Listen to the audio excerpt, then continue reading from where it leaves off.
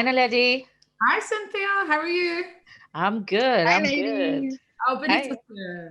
Benita. Hi, everyone. Hello, everyone, and welcome to today's celebration of Black History Month live. My name is Cynthia Gentle, and I'm with the African Caribbean Society of Scotland, ACSS. And to host today's celebration, I'm joined by two members of the African Caribbean Society. Welcome. Hi, everyone. My name is Naledi, and I'm a part of the African Caribbean Society of Scotland. Thanks so much for tuning in and joining us today. We've got an amazing lineup of music, poetry, history, and fashion, you name it. It's on this show today.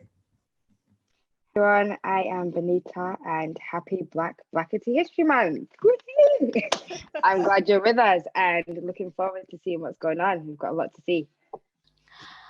I wanted to start today with a quote from Thurgood Marshall, who said, "In recognizing the humanity of fellow beings, we pay ourselves the highest tribute." So today, we pay tribute to the Black Scottish individuals and we celebrate those ones currently here. 2020 has been a year and a half, and in the midst of a pandemic, the rest of the world became aware to the bigger pandemic going on: racism. For centuries, the Black community have battled with a mindset that refuses to acknowledge us to the same level of basic rights as themselves. George Floyd's death was one of many Black deaths to be shared on social media, but his death has sparked a collective shift in society. Globally, we've protested, petitioned, and emailed governing bodies, and then some. This isn't the first instance. When people get scared of the words Black and power together, it signifies all the things they've abused with their power. For the past 23 days, we've been showcasing and celebrating the lives of Black Scottish individuals and their experiences. We want to show that we have been here and are still contributing to Scottish society. So now we're going to take you on a little tour of Scotland. Scotland had many links with the slave trade throughout history. And, you know, the West End of Glasgow and the West End of Edinburgh actually are built on the profits from this trade. So we're going to shed some light on that today, as it's not something that is widely discussed. So we're going to start that off with a tour of Edinburgh with Lisa Williams, and then we're going to head over to Glasgow, and we're going to get a tour of Glasgow from Graham Campbell. And last, but certainly not least, we have Bruce Fummey, who's an Auchterarder, and he will be discussing the links with Frederick Douglass, who was on tour in the UK here many, many years ago.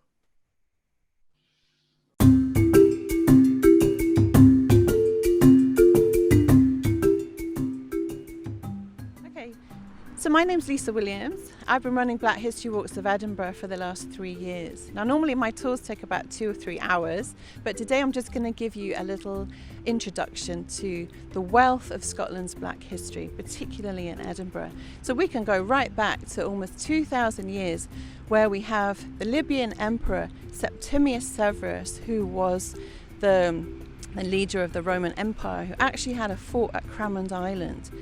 We can then leap to the early 16th century, where we've got African courtiers who were part of the royal court. So they were actually living in places like Edinburgh Castle, in Holyrood Palace. We have a man called Peter the Moor, who was sent off on tour all around Scotland. We have a man who was a drummer, a musician, paid extremely well in the court. We've also got some young girls, Eleanor and Margaret Moore, who were ladies in waiting to the princess.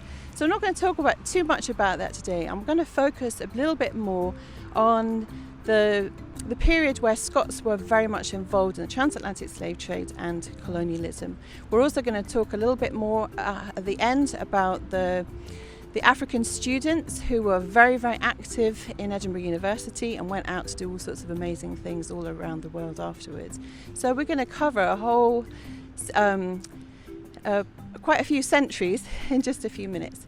So the reason we're stopping here is because the Melville statue, the Melville Monument, has been at the centre of a lot of controversy. Now, Scots were really involved in the transatlantic slave trade, mostly in the 18th century, but actually starting around the 1670s in a place like Suriname in South America, and going all the way to being involved in places like Brazil, which didn't actually abolish slavery until 1888. I'm going to give you a couple of really important dates, which you may not know, some of you will know. 1807 is when the transatlantic slave trade itself is abolished in most of the British Empire. And by that point, we have millions of African people who are trafficked from West Africa and taken to places not just like the Caribbean, but also in South America, North America, as we know. So we talk about Dundas because he was instrumental in delaying the abolition of the slave trade, because he brings in this idea of gradual abolition, 1792 and 1796. A very, very powerful man in Scotland who held a lot of positions in the Parliament. Now, slavery itself in most of the British Empire doesn't actually get abolished until 1834. And at that point, it is enslavers or slave owners who get compensated for their so-called property. And the reason why this period of slavery is so different from other forms of slavery is because it was a form of slavery called chattel slavery, where people were considered as property. It was hereditary, so if you're a woman who's enslaved in that system, then your children were automatically considered to be enslaved. So it's very, very different from other forms of slavery. Now, Dundas is, of course, not the only person to be implicated in this. So we're going to be talking a little bit more about one of his very close friends, who was the Prime Minister Pitt. They get together and invade Haiti in 1793, which we're going to be talking about a little bit more.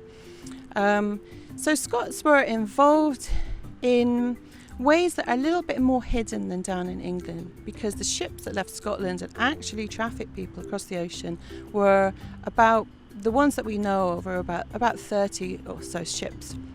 But that doesn't mean that Scots weren't heavily involved. So you'll find Scots getting really involved in being doctors, heavily overrepresented amongst doctors involved in the system, ships captains, land ownership. So for example, you might take a tiny island like Antigua, and you've got 72% of the land in Antigua owned by Scots. Now, the slavery system didn't just benefit the elite, it also benefited the working classes as well, because the money that came in from the slave trade system also meant a development of industries like linen, industries like whiskey and rum, and a lot of the infrastructure that we are enjoying today, the money actually came from that system.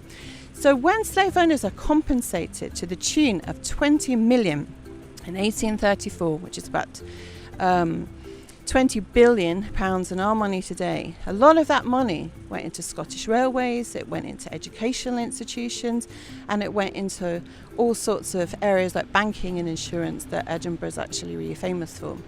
But Scots were also involved very much in the abolition movement as well.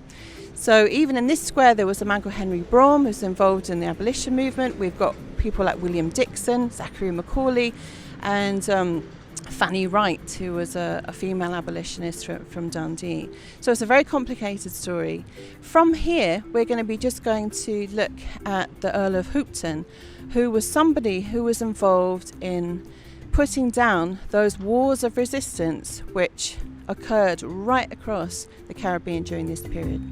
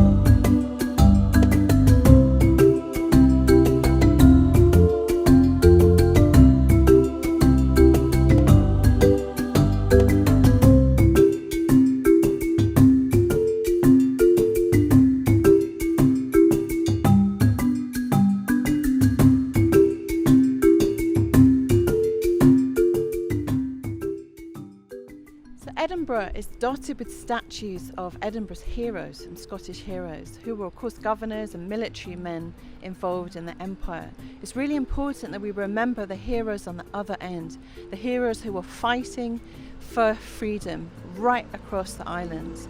So here we have the Earl of Hopetoun, who was involved in putting down a war of resistance in Grenada, and he was the second in command to Sir Ralph Abercrombie, who is probably much more famous than the Earl of Hopetoun.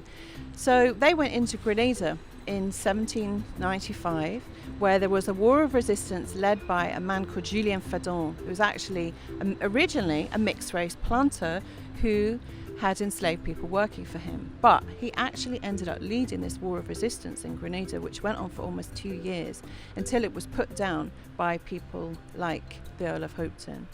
So we have Edinburgh men who were involved in putting down slave resistance in all sorts of places. So for example, you might know Ainsley Park.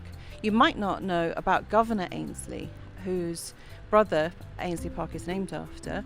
So Governor Ainsley was in charge of putting down a slave rebellion, a war of resistance in Dominica in 1813 in such a savage way that the government actually had to recall him, and he ended up coming back to Edinburgh and then living down in England. So you'll see this all over the place, and it's really important for us to remember that there were people fighting on the other end of, let's say, John Gladstone. Now, John Gladstone was a man who was actually born in Leith, who was the father of the famous William Ewart Gladstone, who was the Prime Minister. So he actually received the greatest payout in compensation, the greatest single payout of £83 million in our money today for his so-called property of enslaved people in Jamaica and in Guyana. And that money ended up going into Scottish Railway. It ended up going into all sorts of things that, again, we use today. Now, on the other end, there were people like Quamina and Jack Gladstone, who were Quamina was executed and Jack was exiled, and they were actually leading a war of resistance on one of the plantations that John Gladstone actually owned. So I think it's important for us to remember and acknowledge and honour all of those people that fought on the continent, on the ships, and on the plantations themselves for hundreds of years.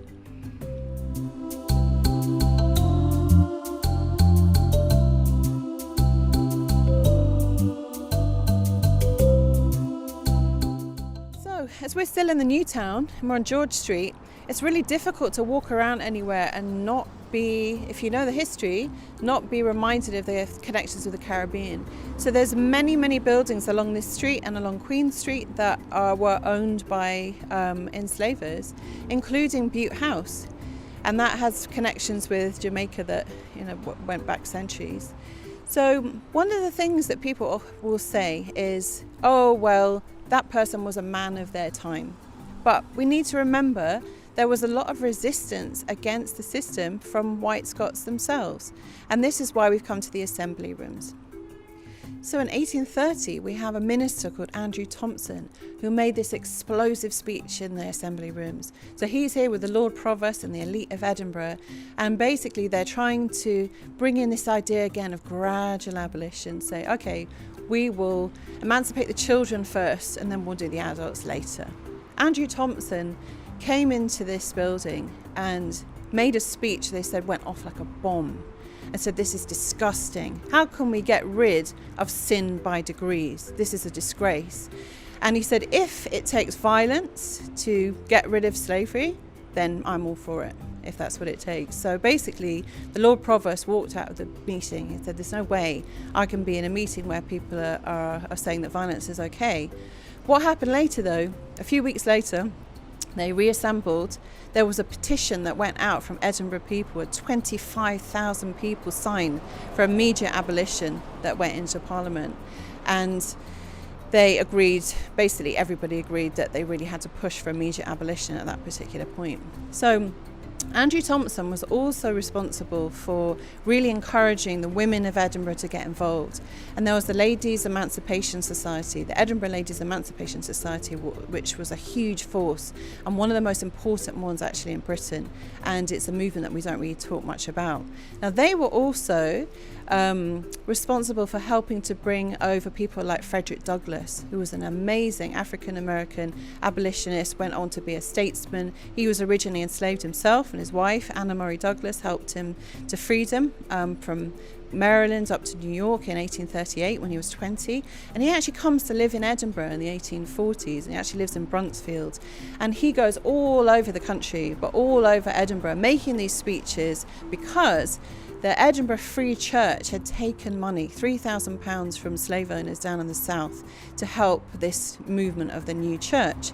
So his rallying cry was to send back the money, to send back the blood-stained money. And what it did is that it raised the abolitionist cause, not just in Edinburgh, but throughout Scotland, but throughout Britain as well. So a really amazing person that we have actually put up a plaque to in Edinburgh over across in Bruntsfield 2 years ago. So in 1846, Frederick Douglass also makes a speech here in the assembly rooms. Thousands and thousands of people crammed in to see him and were actually waiting outside to see if they could get tickets from ticket touts, because he was that popular and such an amazing speaker. So he was very strategic. What he would do when he came back in the 1860s with lots of other African-American abolitionists, he would actually speak about abolition in America and put his advertisements next to advertisements for minstrel shows, which was still happening, and actually still happened in Scotland right up until 2005, but that's a whole nother story. So he made an amazing speech here about a man that was fighting for his freedom called Madison Washington in 1846. But like I said, he spoke in many, many places all over the city.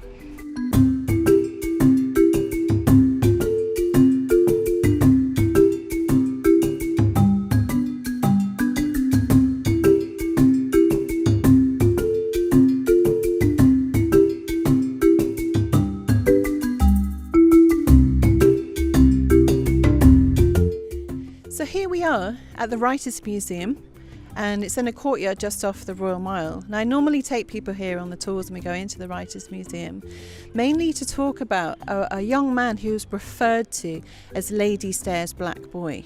We don't know his real name. We do know in the 1740s that he was a servant to Lady Stair, and this house is actually Lady Stair's house. What I like about being here today is that we can also acknowledge the wonderful Black Lives Matter's mural trail. And there's a poem here that actually references some of the history that I sometimes talk about. So there's a mention of Wedderburn, and Wedderburn must be referring to the radical black abolitionist Robert Wedderburn, whose father was Scottish and his mother was an enslaved African woman called Rosanna. So he's someone who actually comes up to Edinburgh to look for his father, James Wedderburn, and is banished. So he shows up on his doorstep, father wants nothing to do with him, and he ends up, when he goes back down to London, he becomes a very radical abolitionist, becomes a minister, and he's part of a multiracial revolutionary movement. So we need to remember that people from all different races and backgrounds have come together over centuries to fight for freedom. So up until 1788, which is the famous Joseph Knight case, you see quite a few advertisements in the newspapers for so-called runaway slaves. You'll see children who are advertised for sale. We know of a young boy, an African boy who was 10, who was baptised in the Royal Mile as far back as the 1680s. So there are references to young people living in households who are working as servants, as unpaid, basically considered to be enslaved, even though the law didn't actually allow for slavery in Scotland at that point. But it wasn't until people like David Spence, who's referred to in the poem, who came from Grenada and was fighting for his freedom in the courts here, and then Joseph Knight, who ends up winning his case because he's married to a white servant, Annie Thompson. When she gets pregnant, it's banished from the household. So they're in the household of John Wedderburn, who's the brother of James Wedderburn. It's all one family. And he ends up fighting for his freedom. But after 1788, when he wins his case, they disappear from the record. We don't know anything about them, but the adverts disappear and people are then protected by law. So things really change after that. Now, just around the corner, we've just walked past the David Hume statue. So some of you might know about David Hume, who was one of our very famous Scottish philosophers.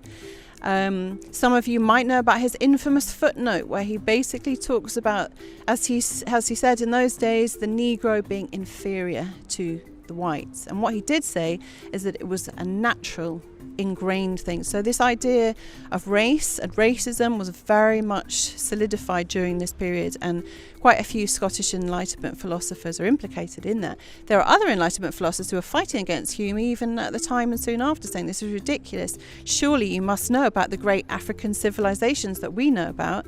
And I mentioned the University of Timbuktu, which was operating a couple of centuries before St Andrews, for example. So it was considered to be ridiculous even in those days. I mentioned here Thomas Jenkins, who was Scotland's first black school teacher, who set up a schoolhouse in 1812 down in Teviot Head, down in the Borders. So there are very, very many stories spreading right through Edinburgh and right through Scotland. So our next stop is going to be at the back of the museum. We'll talk a little bit more about some of the trailblazers that take us right into the 20th century.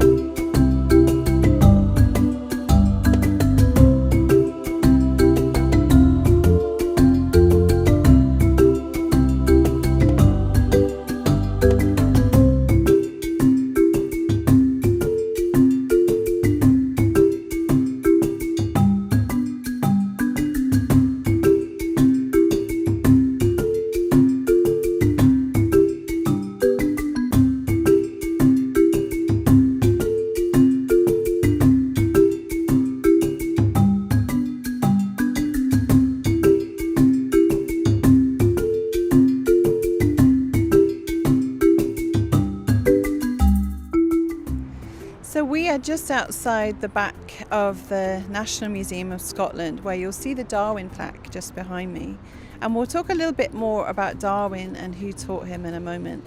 So we're coming up now to the latter part of the 19th century, bringing you right up to the 20th century here. So we have people like Celestine Edwards from Dominica, the small island of Dominica, who stowed away as a teenager and ended up in Edinburgh being part of the temperance movement, and becomes pretty much Britain's first black editor, editing magazines and getting involved in conversations all around the world to start to basically bring down the British Empire and fight for independence across the world.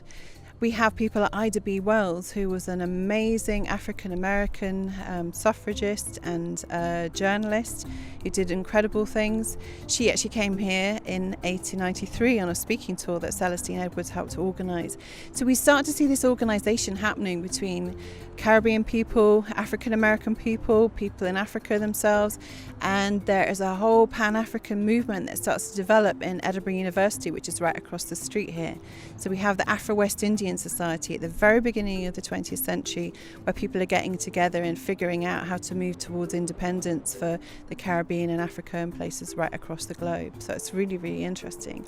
Now, where we are here, just outside the where Darwin, Charles Darwin, the famous biologist, lived as a teenager when he was first studying medicine, bored out of his mind studying medicine. So he finds out about this man called Charles Edmonston, who was originally enslaved on a timber plantation in Guyana in South America, belonged to a Scottish man called Charles Edmonston.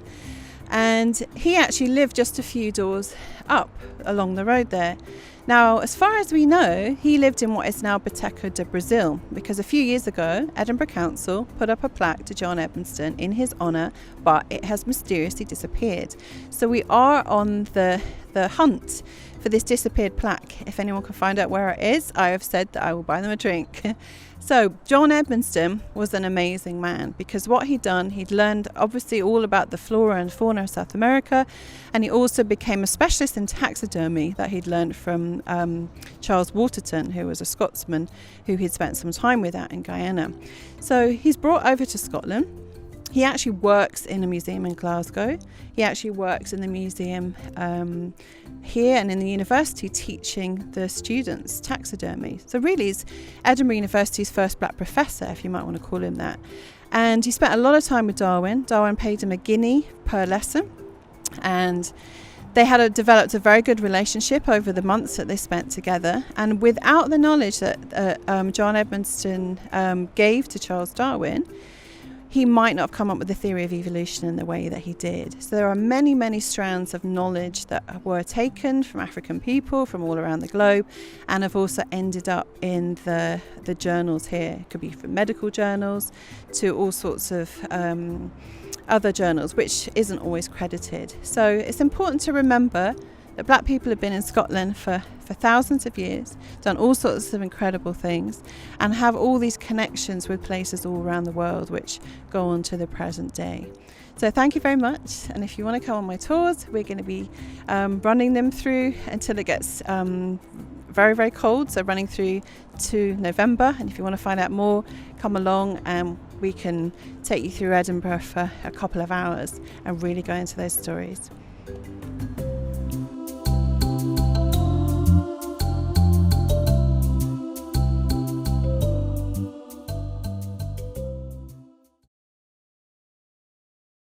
Hello, welcome to Glasgow. I'm Campbell. I'm your host for this Black History tour of the so-called merchant city, and I'm going to question why it's called that, because who were these merchants? Well, I'm standing in front of one of Glasgow's most famous buildings. It's the Gallery of Modern Art today, but did you know that it's a slave master's house? Yes, you heard me right. It's a slave master's house. William Cunningham was a tobacco lord, a rich billionaire in our modern terms. He and all the other billionaire traders in tobacco, sugar, then cotton, these were the three commodities that made Glasgow rich. And you see evidence of it in the architecture all around us. And as we go through the merchant city, we shall follow the money and see where the crime of chattel slavery led to Scotland being rich and to this city having the beautiful architecture that it has. But I want to point out one thing before we leave. You notice the Duke of Wellington statue there with the cone on top of his head, which has been there for 30 odd years. Glasgowians have been repurposing this statue, which was originally meant to celebrate this war hero of Britain and everything. But they've been putting it up there to mock him, to make him different. He's got a different function now. He's not a war hero. He's a comedy feature, which people put on postcards. Glasgow people have refashioned that with their sense of humour, with their sense of civic pride, and just general egalitarian chutzpah, the gallousness. We need to do that with all the statues and street names which celebrate and revere the people who made slavery possible and who made themselves rich out of it. We shouldn't be celebrating these people. They shouldn't have their names on our streets or statues or monuments celebrating them. And this is one of them. But as we go around the merchant city, as you say, we'll follow the money. Welcome to Miller Street in the merchant city. But one of the reasons why it's called Merchant City is because of this house. This is one of the last surviving tobacco merchants' houses. And it's designed in what they call the Palladian style. That is the fashionable style of the 1770s, which all these plantocrats who became aristocratic rich people off the backs of slavery, what the sort of design they had. You know, these pediments, these triangular things that are going on, the Grecian urns at the top, the windows. Remember, there was a window tax in those days. So if you could have a building with all that many windows on the front of it, imagine how rich you'd have to be. And then look at these bars in the basement. The bars are there for a reason. This isn't decoration. This is his storehouse. This is where he keeps his tobacco dry. And what these tobacco merchants did was that they made the warehousing system for tobacco a big thing. You know, you warehouse it over in the States or in the Caribbean, usually Jamaica, and then you bring it to the Europe, to Glasgow to sell, and then your ship then goes to the West African coast, picks up slaves and brings slave goods, that is manufactured goods from Scotland, ironworks, textile cloths to clothe the slaves that you're going to entrap, and then you take them over. And that triangular trade is what made tobacco a possibility. Sugar follows the same route, cotton follows the same route. It all involves enslaved Africans being trafficked in an evil game of kidnapping and murder. This is what the result is. This is how you get yourself wealthy. So this is the Tobacco Merchant's House. It's one of the last ones. It's the home of the Glasgow Building Preservation Trust. And around the corner is the Tobacco Exchange, which I'm going to take you to now.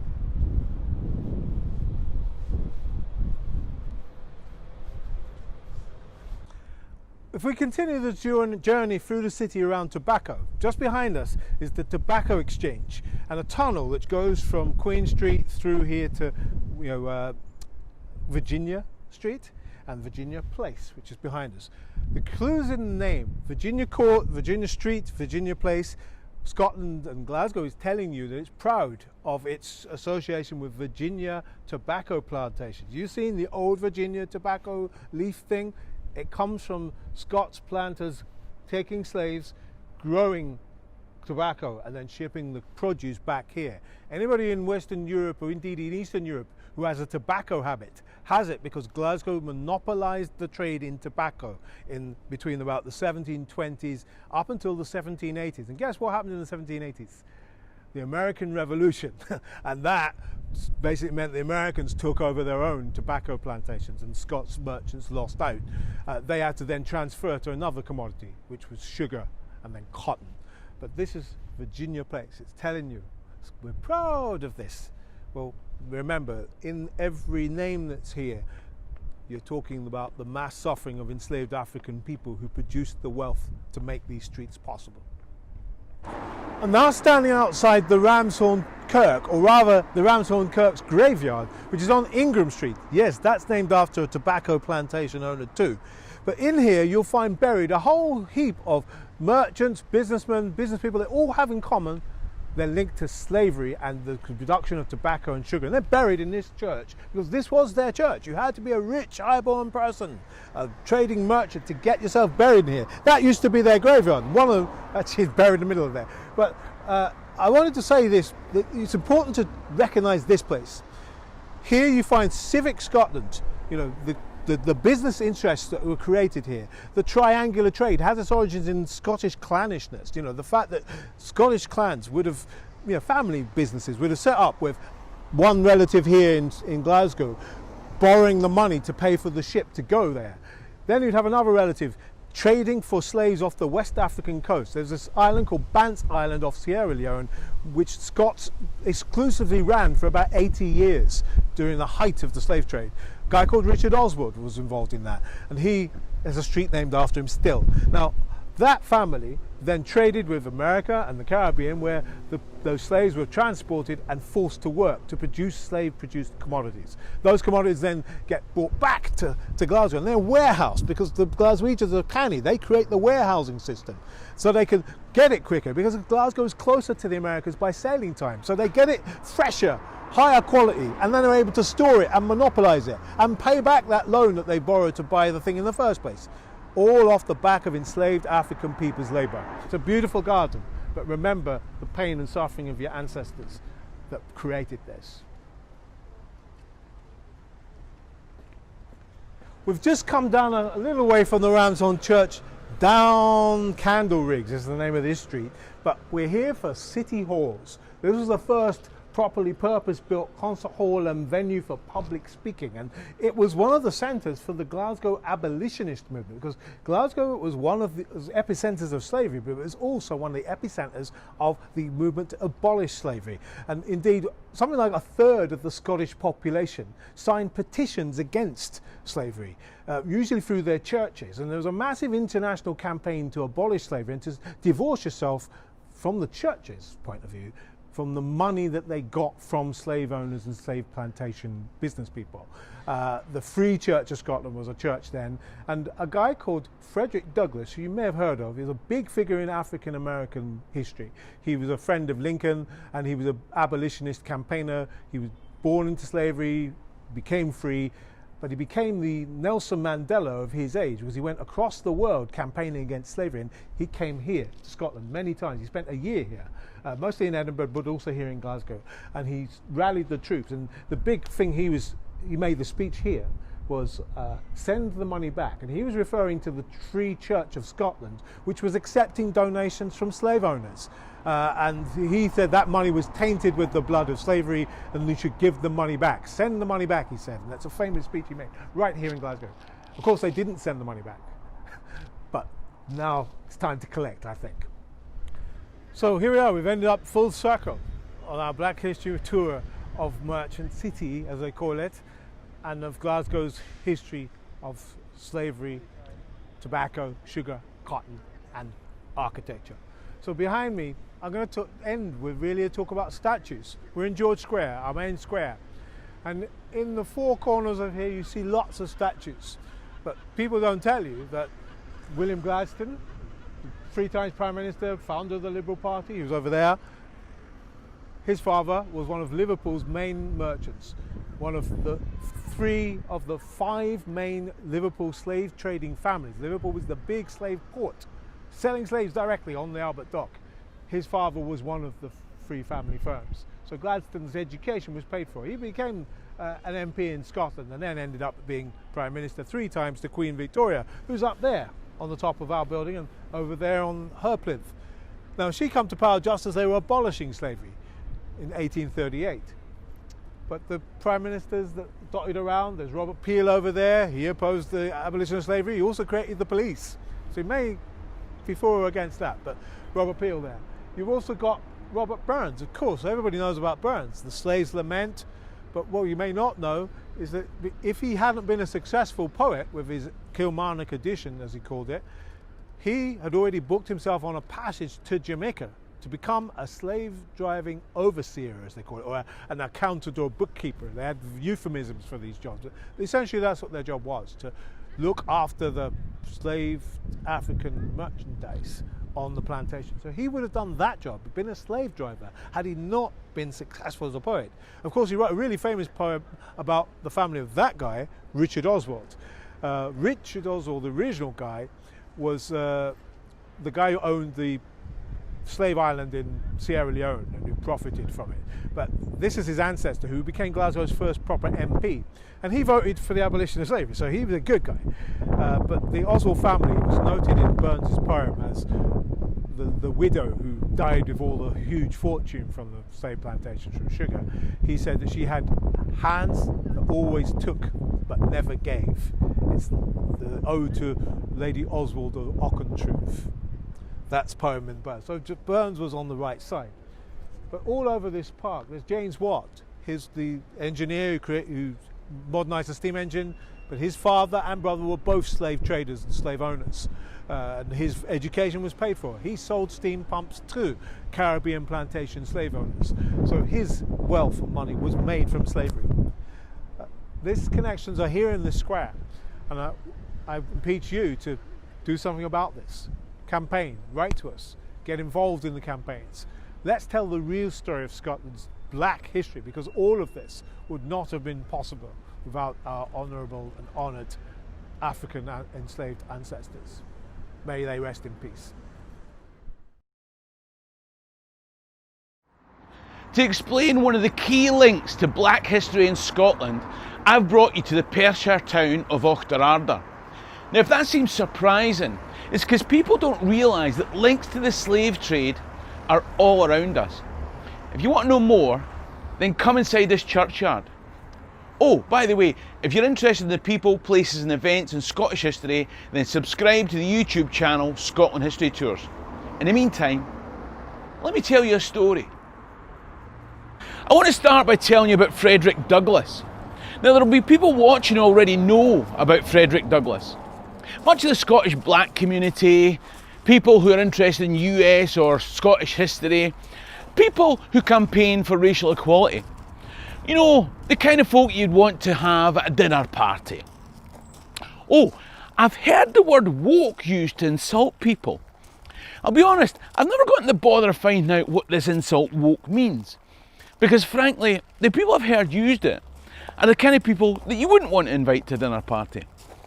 Anyway, for those who haven't heard, Frederick Douglass was born a slave in Maryland in 1818. He was born Frederick Bailey. That was his slave name. Incidentally, what a lot of people don't know is that Malcolm X was once invited to the prestigious New York Mathematicians Annual Ball, and his invitation said X+1. The strange thing is, none of the mathematicians could work out why. Don't worry, Frederick Douglass was no good at algebra either, but he was good with words. As a teenager, he was taught to write by his slave mistress until her husband found out. He went daft and stopped it. Now you might be thinking that believing the ability to write was a bad thing meant he was daft in the first place. And of course, you'd be right. But keep it quiet. Some white folks still don't know that we can read. He escaped and fled to the north. He changed his name from Bailey to Douglas, inspired by Sir Walter Scott's writings in the Black Douglas of Robert the Bruce fame, so I'm told. Come on the jocks! Before long, his charisma and eloquence meant that he was lecturing for the anti-slavery movement, and he wrote a book about his life story and escape, which in those days sold 30,000 copies in 5 years. Now, revealing these details put him in danger of being recaptured, so sending a copy of his book to his ex-master was ballsy. But it might not have been the smartest thing he'd ever done. Anyway, it was safer for him to be across an ocean, and in 1845 he set off for Britain, and he carried out a tour of speaking engagements. Now, many of you will have heard about this tour. Some of you will know about the impact of this tour. A few of you might even know the slogan that was being shouted in the towns and cities and rhymed in songs: send the money back. The point is that some of you will have heard about Frederick Douglass, but less of you will know about this place. This is the old parish church of Auchterarder. Now, it's only the graveyard that's left now, that and the tower. But this is a central place in the history, not only of the Scottish Church, but in the wider life of civic Scotland, and indeed in the tour of Frederick Douglass. Let's have a seat and talk about it.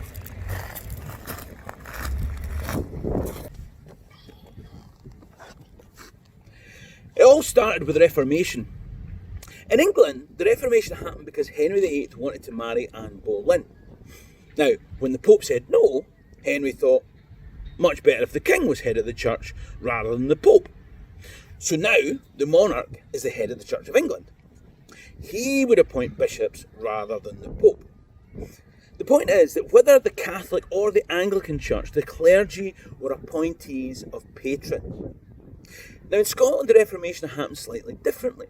It was more bottom up. It was a congregation who appointed the minister.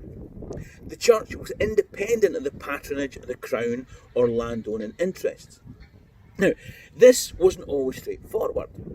Throughout the 17th and 18th century, the Union of the Crowns, the Bishops' Wars, English Civil Wars and stuff like that, there was a constant fight and tension between the Scottish Presbyterian system and the more anglicised Episcopalian system of patronage.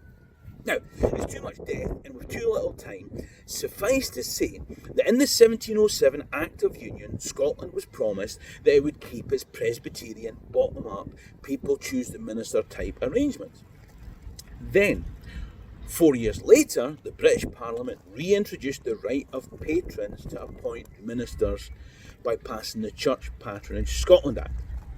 Aye, you never saw that coming, did you? That came out of left field. Promise you anything and stay part of the union, then once you vote, then... Mr. Fummey! Right, black history. So, the Church of Scotland regularly complained about the patronage thing, but nothing ever happened. Things came to a head in this church on the 31st of August 1834 because the minister here, the Reverend Charles Stewart, died. 2 weeks later, the Earl of Kinnoul put forward his replacement, the Reverend Robert Young. The congregation voted and said, no, we didn't want him, and they blocked the ordination. Now, the Reverend Young and the Earl of Kinnoul went to the court, and the case was found in their favour. In the 1707 Union, the Church of Scotland was guaranteed by law, but the law determined that in the state religion, patronage was protected. This landmark case was swiftly followed by more. To long story short, in 1843, about 400 ministers said, right, that's it, we're out of here. We're not prepared to remain in an established church where the state can impose ministers chosen by the landed elite. We must have freedom to choose. They walked out of the Church of Scotland and set up the Free Church of Scotland. There was one problem. The established Church of Scotland had all the churches, land and revenues. The new Free Church had freedom to meet out in the open air. They needed to build churches and they needed the money to do it. The spark had been lit here at Auchterarder Parish Church 9 years before. Now let me show you something 300 metres down the road. You see, here in Auchterarder, because their dispute had started 9 years earlier, by the time the schism happened, they designed and built the church that you can see behind me, which became the first free church in Scotland just in time for the schism. The problem was that the Free Church needed to raise money for lots more.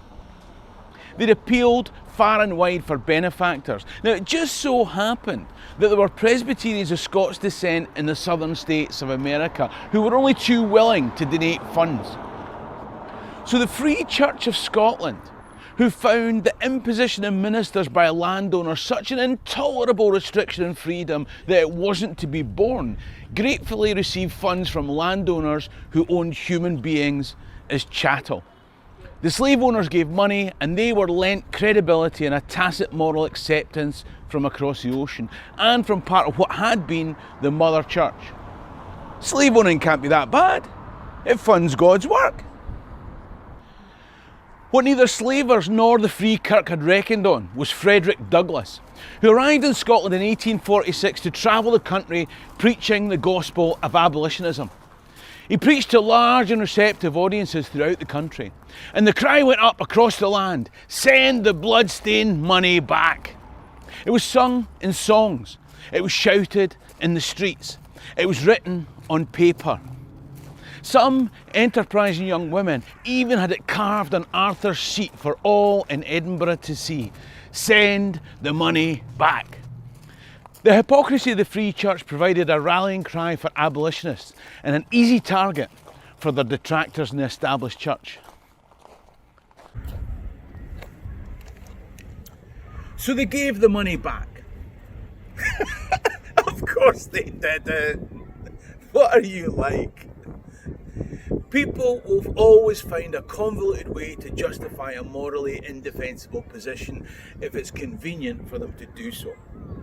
My comfort in a pew in Paisley far outweighs any discomfort felt by some black in Cottonfield, Carolina. But you knew that anyway. That's not history. That's current affairs. Even now, we see all sorts of contorted justifications of why equality isn't a priority. They say all lives matter. But if they really believed that all lives matter, then they'd be saving refugees in the Mediterranean or the English Channel. But they're not. If they really believed all lives matter, then they'd be screaming out for justice for the poor and downtrodden in society. But they're not. If they really believed that all lives mattered, then they would be campaigning on behalf of the poor, underdeveloped countries affected by climate change caused by the rich developed ones. But they're not.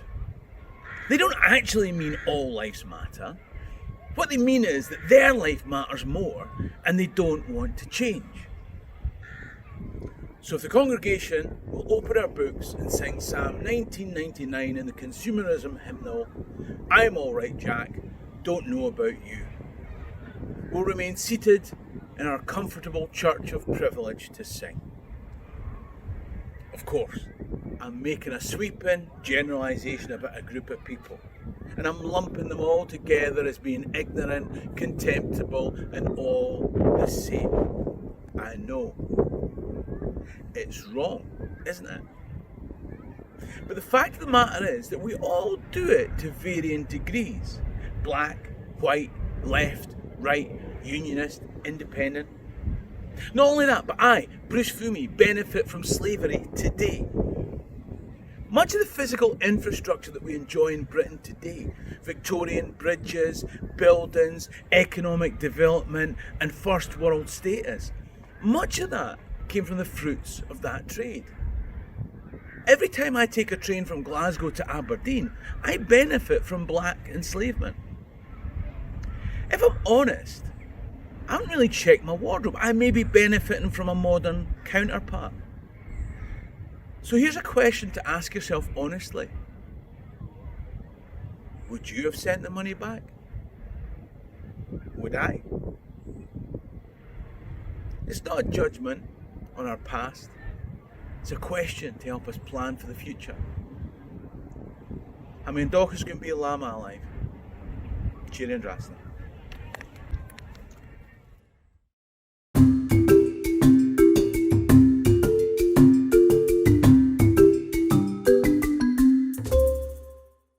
So it's time for our first of many musical interludes.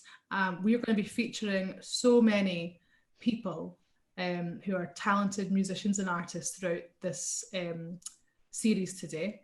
And we're going to start off with Gameli Tordzro. Gameli is a Kora player. Just to tell you a bit about the Kora, it's a traditional African instrument. And Kora players are traditional historians and storytellers who pass their skills on to their descendants through music.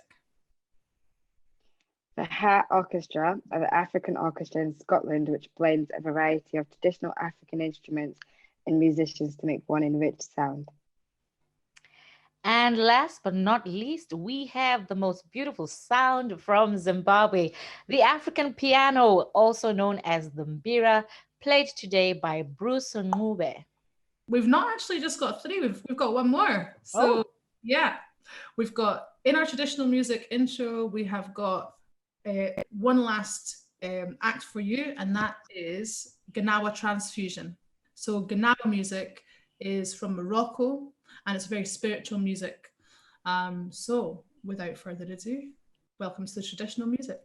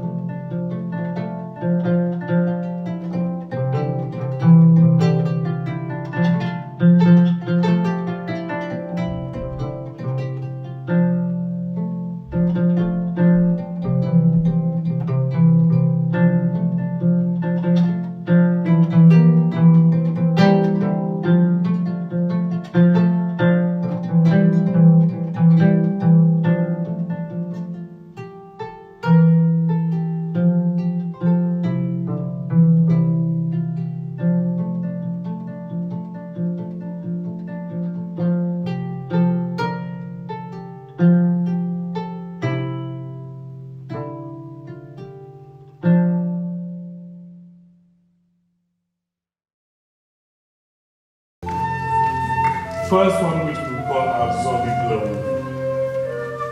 talks of travel, talks of journeying. But journeying slowly, journeying carefully, journeying mindfully, and being aware of your surroundings, of those around you, of the value of being alive. So, Azoli Blow.